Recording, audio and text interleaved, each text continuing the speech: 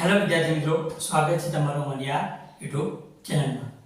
તો આજે આપણે આ વિડીયોમાં ધોરણ 6 વિષય ગણિત પ્રકરણ 1 સંખ્યા પરિચય જેનું આજે આપણે સ્વાધ્યાય 1.1 જોવાના છીએ। જો તમે આગળના વિડીયો ના જોયા હોય, બરાબર, સ્વાધ્યાય 1.1 પહેલાના જેટલા પણ ટોપિકો આપણે જોયા એના વિડીયો ના જોયા તો પહેલા એ વિડીયો જોઈ આવો, જેથી તમને સ્વાધ્યાય 1.1 સમજવામાં ખૂબ જ સરળતા પડે। અને જો તમે આ ચેનલમાં નવા હો તો ચેનલને સૌપ્રથમ સબસ્ક્રાઇબ કરી દેવા વિનંતી। આપણે સ્વાધ્યાય 1.1 શરૂ કરીશું। તો સ્વાધ્યાય 1.1 જેમાં પહેલો દાખલા નંબર 1 ખાલી જગ્યા પૂરો। દાખલા નંબર 1 શું આપેલું છે આપણને? ખાલી જગ્યા પૂરો। ખાલી જગ્યા પૂરવાની જોઈએ તો પહેલી 1 લાખ બરાબર ખાલી જગ્યા 10,000। 1 લાખ બરાબર ખાલી જગ્યા 10,000। આપણને ખબર છે કે 1 લાખ બરાબર કેટલા થાય? 100,000। કેટલા થાય? 100,000। જ્યારે 100,000 હોય ત્યારે કેટલા કહેવાય? 1 લાખ કહેવાય। તો આપણને એમ કીધું કે 1 લાખ બરાબર કેટલા? 10,000। તો 10 વખત 10,000 લો, 10 10 100, 100,000 થઈ જાય। તો 10 વખત 10,000 લઈએ ત્યારે કેટલા થાય? 1 લાખ। 10 વખત 10,000 લઈએ ત્યારે કેટલા થાય? 1 લાખ। આગળની ખાલી જગ્યા જોઈએ બીજી કે 1 મિલિયન બરાબર ખાલી જગ્યા 100,000। 1 મિલિયન બરાબર ખાલી જગ્યા 100,000। હવે આપણે ઇન્સ્ટાગ્રામ, ફેસબુક આ બધામાં જોયું છે કે કોઈના 1 મિલિયન ફોલોઅર્સ હોય। હવે 1 મિલિયન એટલે કેટલા થાય? 1 મિલિયન એટલે કેટલા? તો 1 મિલિયન એટલે 10 લાખ। કેટલા થાય? 10 લાખ। 1 મિલિયન એટલે કેટલા થાય? 10 લાખ। તો 1 મિલિયન બરાબર ખાલી જગ્યા 100,000। હવે 100,000 એટલે 1 લાખ। 100,000 એટલે 1 લાખ। તો એવા આપણે 10 લાખ કરવાના। તો કેટલા 100,000 લઈશું ત્યારે 1 મિલિયન થશે તો 10। કેટલા લઈશું? 10 100,000 બરાબર 1 મિલિયન, એટલે કે 1 મિલિયન બરાબર 10 લાખ। ત્રીજું જોઈએ 1 કરોડ બરાબર ખાલી જગ્યા 10 લાખ। 1 કરોડ બરાબર ખાલી જગ્યા 10 લાખ। હવે 1 કરોડ બરાબર કેટલા થાય? તો 1 કરોડ બરાબર 100 લાખ થાય। કેટલા થાય? 100 લાખ। 1 કરોડ બરાબર 100 લાખ। તો આપણને કીધું 1 કરોડ બરાબર ખાલી જગ્યા 10 લાખ। તો 10 લાખ 10 વખત લઈએ। કેટલી વખત લઈએ? 10 લાખ 10 વખત, એટલે 10 10 100, 100 લાખ થઈ ગયા, 1 કરોડ કહેવાય। તો 1 કરોડ બરાબર 10 લાખ। 1 કરોડ બરાબર કેટલા? 10 લાખ। 10 લાખ।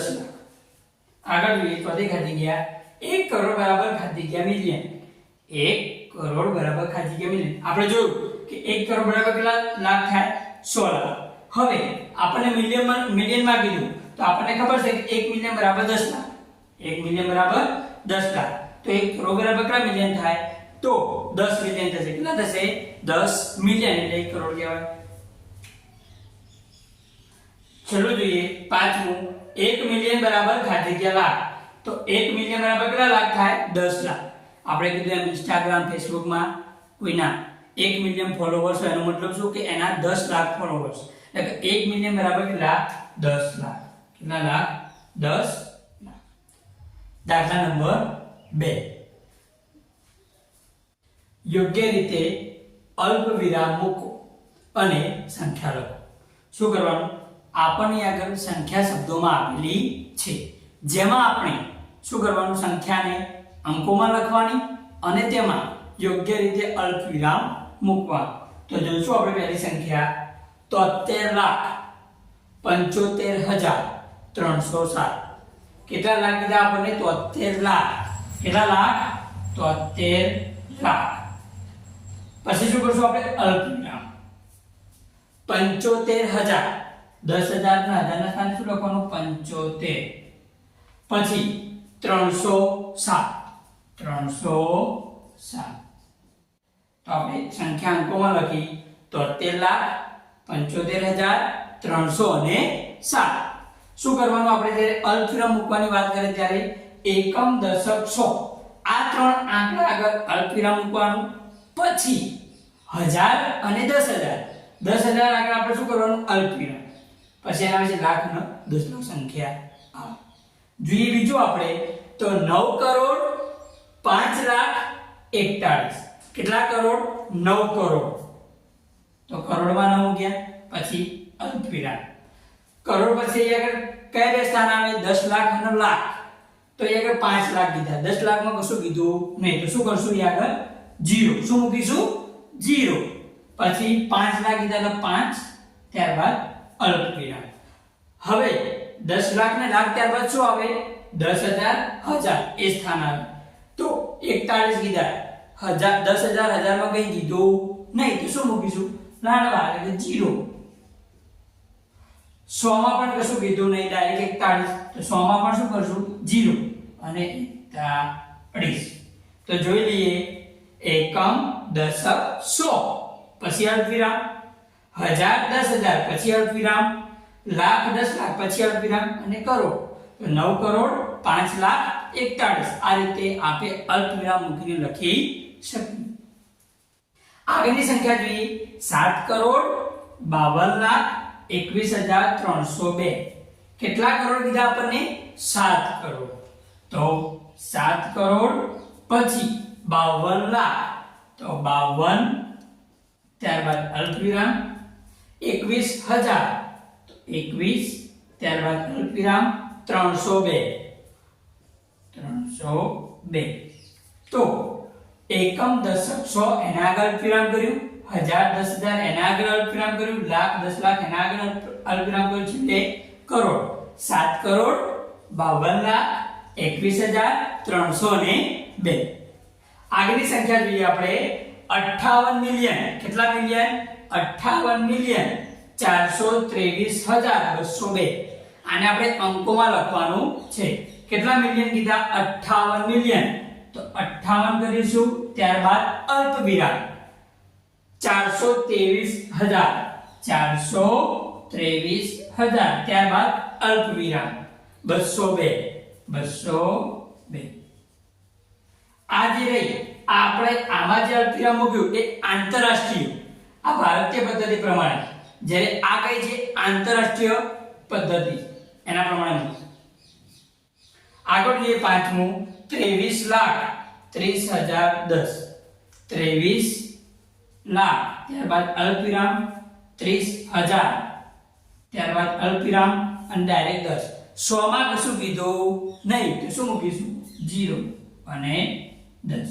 આ રીતે આપણે અલ્પવિરામ મૂકી અને સંખ્યાઓ. આગળનો દાખલા નંબર 3.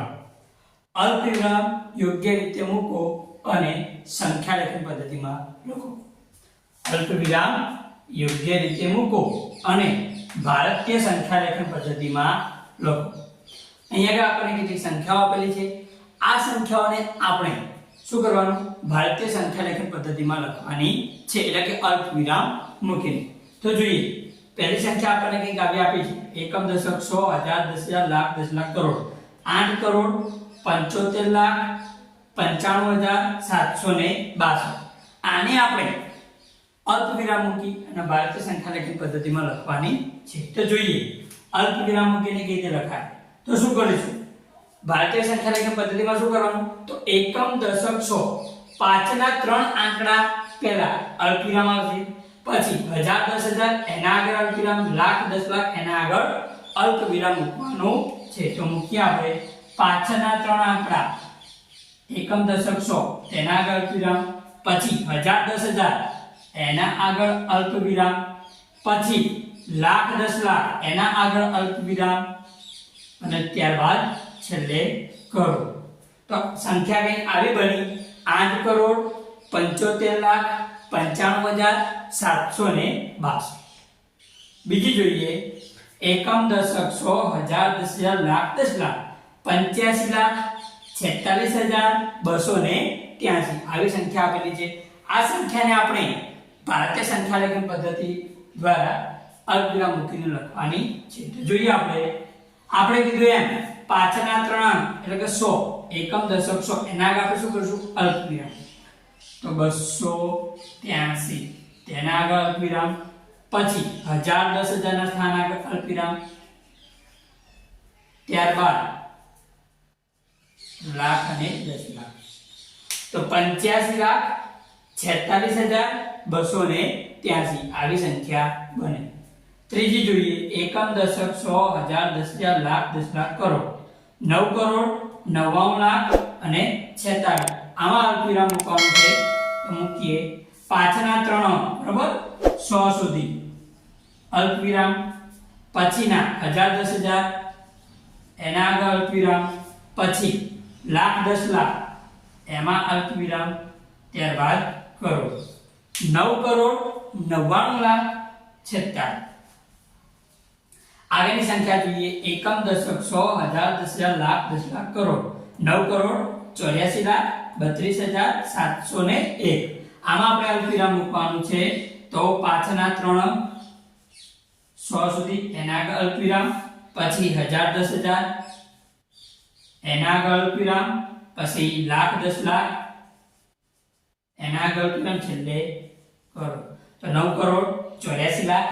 32,701 આ રીતે આપણે અલ્પવિરામ મૂકીને ભારતીય સંખ્યા લેખન પદ્ધતિમાં લખીએ દાખલા નંબર 4 આંતરરાષ્ટ્રીય પદ્ધતિ પ્રમાણે અલ્પવિરામ યોગ્ય રીતે મૂકો અને આંતરરાષ્ટ્રીય સંખ્યા લેખન પદ્ધતિમાં લખો આપણે પહેલા જોઈ ગયા કે ભારતીય સંખ્યા લેખન પદ્ધતિ દ્વારા લખ્યું હવે આપણે આંતરરાષ્ટ્રીય સંખ્યા લેખન પદ્ધતિ દ્વારા લખવાનું છે યોગ્ય અલ્પવિરામ મૂકીને તો હવે પહેલી સંખ્યા જોઈએ આપણને એક સંખ્યા આપેલી છે એને આપણે બરોબર આંતરરાષ્ટ્રીય સંખ્યા લેખન પદ્ધતિ દ્વારા લખવાની છે તો પહેલી સંખ્યા જોઈએ આને આપણે આંતરરાષ્ટ્રીય સંખ્યા લેખન પદ્ધતિમાં લખવાની છે આપણે જોયું કે ભારતીય સંખ્યા લેખન પદ્ધતિમાં એકમ દશક 100 ત્યારબાદ અલ્પવિરામ પછી 1000 10,000 10,000 બાદ અલ્પવિરામ લાખ 10 લાખ 10 લાખ બાદ અલ્પવિરામ આવતું હતું